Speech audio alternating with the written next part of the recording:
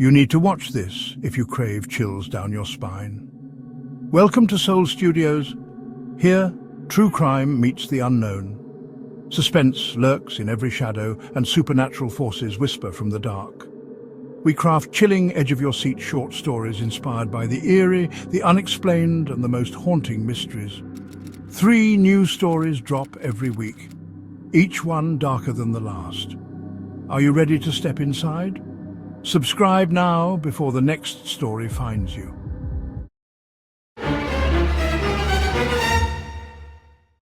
In October 2022, a young family moved into a farmhouse on a quiet back road in West Virginia, believing they'd finally found peace in the country.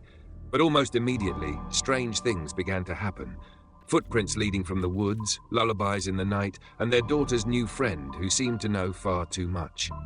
What started as small, unsettling moments quickly escalated into something the family could never have imagined, forcing them to confront the terrifying truth about the house they now called home. This chilling, true account-style paranormal thriller will keep you guessing until the very last moment, and it's one you won't forget. If you love immersive, bone-chilling stories that blur the line between real life and the supernatural, hit subscribe to Soul Studios. New nightmares drop every week, and the next one might just follow you home.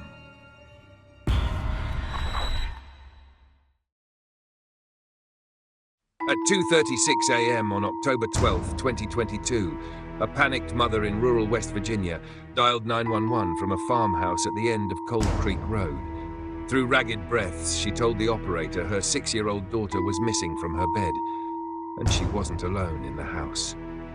Deputies rushed to the scene, expecting a standard child abduction. What they found instead made one hardened officer whisper, "I've never seen anything like this." Before the sun rose, an entire family would be shaken to their core by an ordeal that blurs the line between reality and nightmare. To understand how we got here, we have to go back a few months to the day the Walters family moved into that old farmhouse on Cold Creek Road.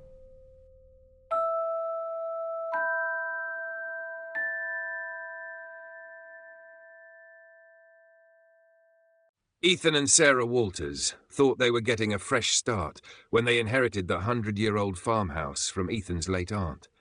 It was a quaint 2-story home with chipped white paint, a wraparound porch, and a weathered barn out back. In August 2022, they packed up their life in the city and moved to the quiet Appalachian countryside with their daughter, Lily. The plan was to renovate the property and raise Lily away from the chaos of urban life. At first, the only signs of the house's age were the musty smells and creaking floors common in old homes. The family was optimistic, laughing off the quirks. They had no idea the house's dark history was about to unfold around them. From day one, Lily seemed drawn to the house in an unusual way. The bubbly 6-year-old would wander into empty rooms as if drawn by someone calling her name, only to turn back disappointed. Sarah assumed Lily was just excited and exploring. One afternoon, Lily came downstairs holding a dusty porcelain doll she'd found in the attic. Its face was cracked and one glass eye missing. "Mommy, look, the lady upstairs gave it to me," Lily said matter-of-factly. Sarah froze mid-unpacking. "What lady, sweetie?" Lily just pointed it at the ceiling and replied, "The nice lady in the blue dress. She was singing me a lullaby." Sarah forced a smile and took the doll, assuming Lily's active imagination had conjured an imaginary friend to cope with the move. After all, the attic was locked. How could Lily have gotten in there? Sarah placed the doll on a shelf and reminded herself kids invent things all the time. She didn't mention it to Ethan, who was busy fixing a leaky kitchen sink, but an uneasy feeling tugged at her. That night, with boxes still unpacked, the family settled into their new home. The country darkness was thicker than what they knew in the city. Out here, when the lights went off, it was truly pitch black. In the quiet, Sarah found herself straining to hear something. She wasn't sure what. Near 1 a.m., just as she was drifting to sleep, a soft humming floated down the hallway. It sounded like a woman gently humming a lullaby. Sarah sat up, heart thumping. The baby monitor on her nightstand was still packed away, so she nudged Ethan awake. "Do you hear that? It sounds like singing," she whispered. Ethan groggily listened, but the sound had stopped. He shrugged it off as wind in the eaves or the old house making music as it settled. Sarah wasn't convinced, but she let Ethan sleep. Before lying back down, she crept to Lily's room to check on her. In the dim light from the hall, Sarah saw Lily fast asleep, clutching her blanket. The cracked porcelain doll now sat neatly on Lily's nightstand, though Sarah swore she had left it on a shelf downstairs. She gently removed the doll from her daughter's room, feeling unnerved. As she closed Lily's door, Sarah heard a whisper behind her say, "Leave it." She spun around, eyes wide, but there was no one there. Only the old house greeted her with silence. She convinced herself she was just exhausted from the move. Over the next week, strange occurrences became a pattern. Every morning, Ethan would find the back door unlocked or ajar, even though he was certain he'd bolted it each night. "Must be a faulty lock," he muttered, though its mechanism looked solid. One day, muddy child-sized footprints appeared on the wraparound porch and stopped at the front door. Small bare feet, but not Lily's. She hadn't been outside due to rain. The prints began at the tree line and ended at their home, as if a child walked out of the woods and vanished into the house. Ethan checked the property but found no signs of an intruder. They changed the locks and even installed a cheap motion-activated camera above the front entrance for peace of mind. Nothing unusual ever showed up on the footage, yet the footprints continued sporadically, always appearing overnight, always tracing the same path toward the house. Meanwhile, Lily's interactions with her unseen friend grew more unsettling. Sarah would often catch Lily in her room, seemingly talking to herself, whispering and giggling as if someone were with her. When asked, Lily cheerfully insisted she was playing with the lady in the blue dress. She described details that made Sarah's skin crawl. The lady had long grey-streaked hair, smelled like lavender, and sometimes sang about little stars. One evening, Sarah found Lily having a tea party in her room with 2 cups placed out. One cup was filled with freshly steeped tea, still steaming. Lily said her friend liked it with honey. Sarah had not made the tea, and Lily certainly couldn't boil water on her own. When Sarah carefully asked Ethan if he had made a second cup for Lily, he frowned in confusion. He hadn't. They disposed of the tea, trying to hide their alarm. Ethan reasoned there had to be an explanation. Maybe Lily had sneaked into the pantry and mimicked a tea party using warm tap water. But the tea was real, and the water in the kettle was still lukewarm. As they tucked Lily in that night, she asked innocently, "Can my friend sing me to sleep again?" Ethan managed a strained smile. "Maybe tomorrow, sweetie. Just go to sleep for now." That night, they decided to finally search the attic, suspecting perhaps a squatter or some small animal causing mischief. The attic door, which had been stuck shut for years, now opened easily as if it had never been stuck at all. They climbed the narrow stairs with a flashlight. The attic was empty save for dust and a few old belongings from Ethan's late aunt. In a corner, Sarah discovered a trunk of old clothes and personal items. Among them was a faded blue dress folded neatly on top, styled from the early 1900s. She held it up, hand trembling. It was exactly how Lily described her imaginary friend's dress. Ethan found a small diary, its pages brittle with age. It belonged to a woman named Margaret Bellevue, dated 1902. As Sarah carefully flipped through, one entry caught her eye. April 3rd, 1902. It has been 5 years since my Lily went to heaven. The Lord saw fit to take her at 6 years old. My heart is shattered. I pray I will be with her again soon. Sarah's breath hitched. Lily, the same name as their daughter, and the girl in the diary had died at 6. Another line on a later page read, "I hear her at night, my little Lily. I know I'm not alone here. If she comes back to me, I will never let her go again." Ethan and Sarah exchanged alarmed looks. Margaret Bellevue was likely the first owner of the house. Could her grief have left some imprint within these walls? Suddenly a thump sounded directly below them from Lily's room. They rushed downstairs, terrified something had happened to their daughter. They burst into Lily's bedroom to find her awake and crying at the foot of her bed. The room was frigid cold, far colder than the rest of the house. Lily wailed that she'd been pushed out of bed by someone unseen. As Ethan scooped her up, he felt an icy chill in the air and a prickling sensation on the back of his neck, as if someone stood right behind him. Sarah hurried them out of the room. That night, the family camped out together in the living room, with all the lights on. They didn't discuss what they suspected, that something supernatural had invaded their home, but the fearful looks they exchanged spoke volumes. Sarah clutched a kitchen knife under the blanket, while Ethan stayed awake, listening. Aside from the occasional creak, the house remained still. But just before dawn, in the silence, Lily sat up from a restless sleep and whispered into the dim room, "I'm sorry I left. I want to come back and play."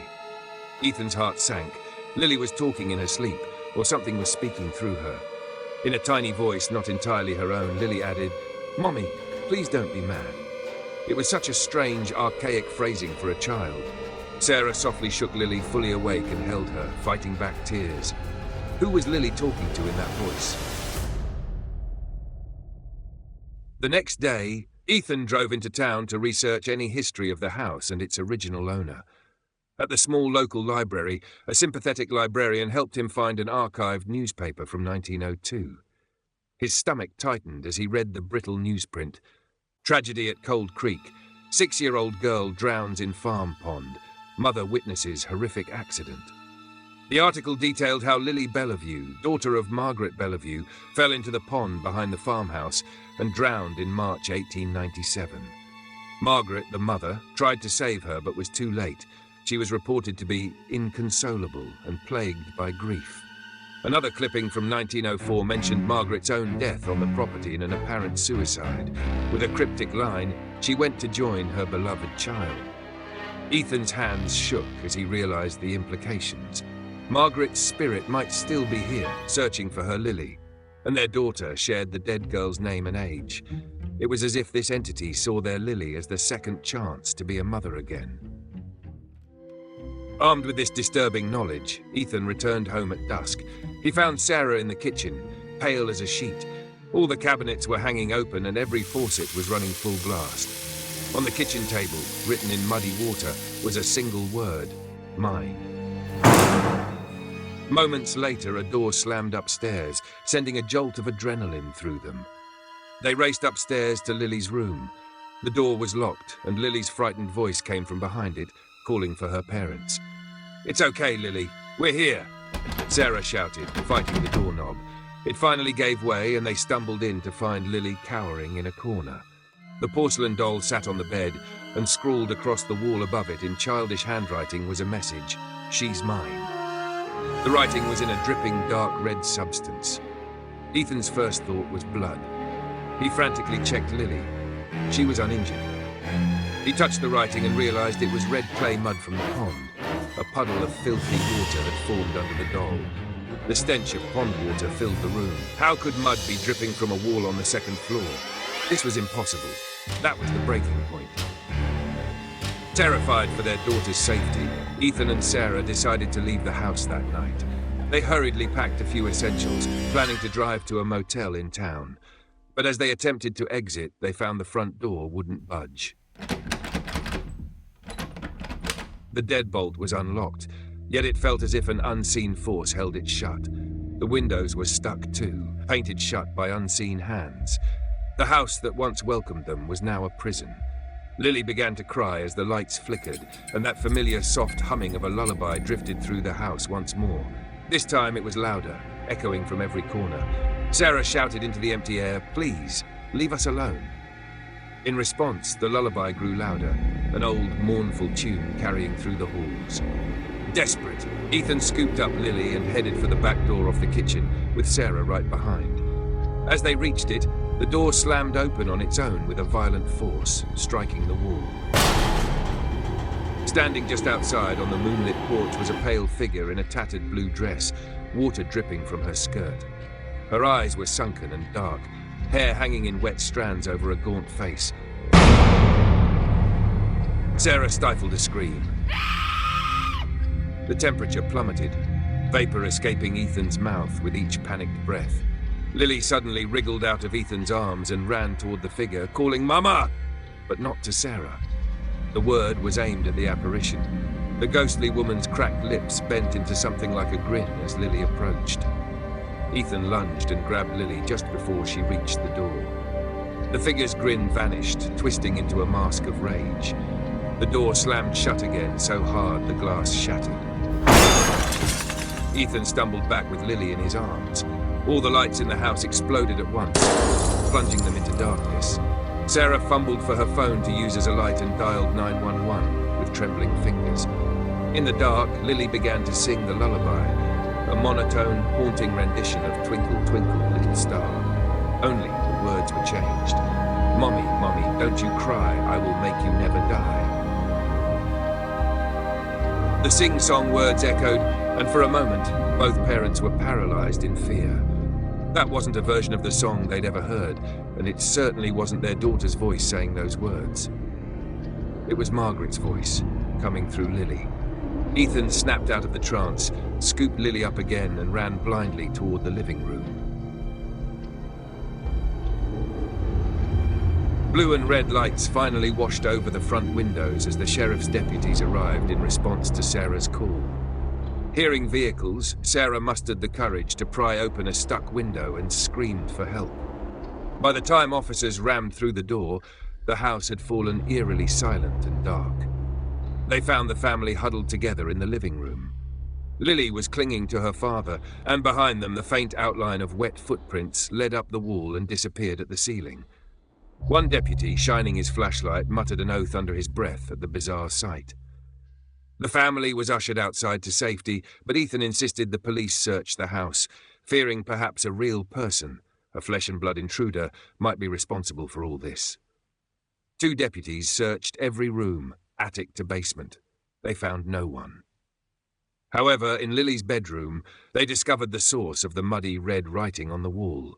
Tucked behind the headboard was an old leather-bound photo album soaked through with stagnant water and mud. The top photo was a portrait of Margaret Bellevue in 1900, stern but proud, with her arm around a young girl with a shy smile, little Lily Bellevue. The deputies also noted the porcelain doll on the floor.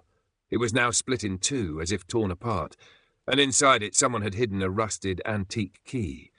Ethan recognized it at once.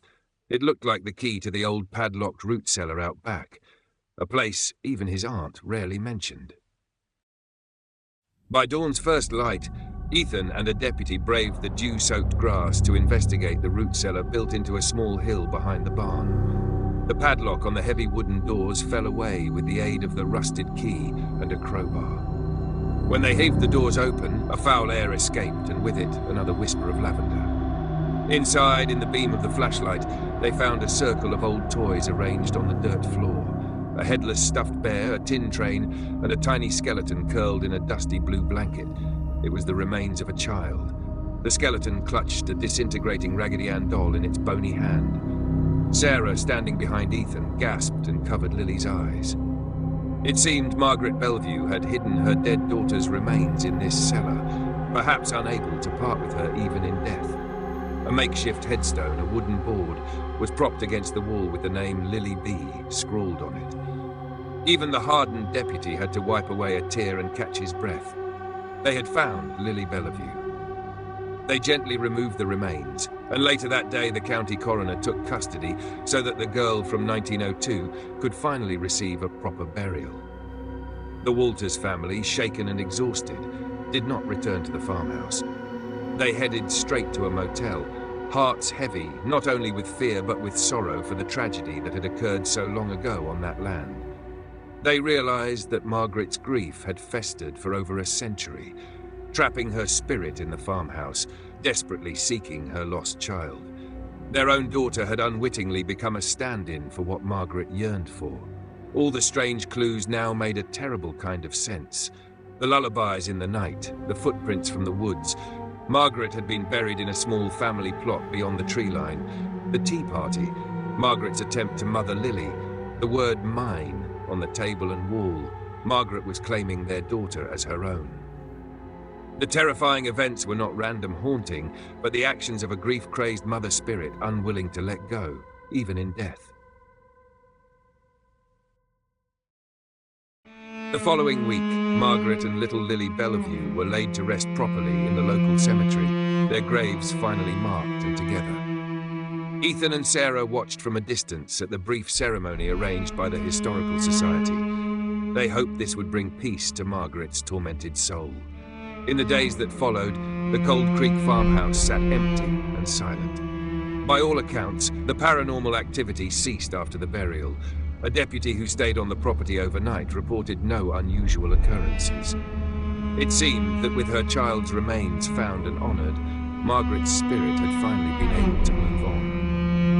Ethan and Sarah put the farmhouse up for sale, unwilling to ever set foot in it again. They tried to shield Lily from the worst of the ordeal, though she certainly understood more than a child should. As they packed their belongings from the motel, Lily was unusually quiet, clutching that old cracked porcelain doll as if it were her favourite toy. Sarah had tried to throw it away, but somehow Lily always retrieved it. On the night before they left town, Sarah found Lily humming softly to the doll by the window, the same lullaby Margaret used to hum. "Sweetie, what are you singing?" Sarah asked, her voice trembling despite herself. Lily turned and gave a small, sad smile. "It's the song the lady sang to me. She said it's our secret." Sarah's blood ran cold. She gently took the doll from Lily's hands and noticed something she hadn't before. Around the doll's tiny ceramic neck was a rusted locket. Inside the locket was a faded photo of Margaret Bellevue and her daughter, smiling together. How did that get there? Sarah's hands shook as she realized this locket had not been in the attic trunk or the cellar. It had appeared out of nowhere. That night, long after Lily fell asleep, Sarah and Ethan sat awake, the doll and its locket on the table between them. The implication was too chilling to say out loud, but they both knew what it meant. Margaret might have never truly left. Perhaps her spirit, grateful to the Walters for reuniting her with her daughter in death, had given Lily the locket as a gift. Or perhaps a part of Margaret's spirit had attached itself to the one thing still connecting her to a child, their Lily. The Walters left Cold Creek the next morning, hoping to leave the horror behind. They never spoke about the locket in front of Lily, and they kept it locked away in a box in the attic of their new home, just in case. To this day, the family won't publicly discuss what happened in that farmhouse. The official report filed by the Sheriff's Department simply lists the incident as a disturbance with no charges filed. But locals around Cold Creek Road whisper that the Walters' story is true, that the ghost of Margaret Bellevue finally found peace, or followed the little girl she so desperately wanted. Occasionally, Sarah swears she'll hear Lily in her room talking to someone when no one's there, or humming that old lullaby while she plays. It's probably just a habit Lily picked up. Probably. The Walters family left Cold Creek Road behind, but the echoes of that farmhouse never truly left them. Some nights, Lily still hums that old lullaby in her sleep, soft, slow, and just a little too much like the voice they thought they buried. Whether Margaret found peace or simply followed them is something they may never want to find out. Every story has an end, but here, the mysteries never stop. Thank you for watching and being a part of this journey into the unknown. Your support keeps these stories alive, and there's plenty more waiting for you. We drop 3 new stories every week, so if you crave suspense, the unexplained, and the downright chilling, make sure you're subscribed and ready for what's next. Until then, keep your lights on, your doors locked, and remember, some stories stay with you long after they're told.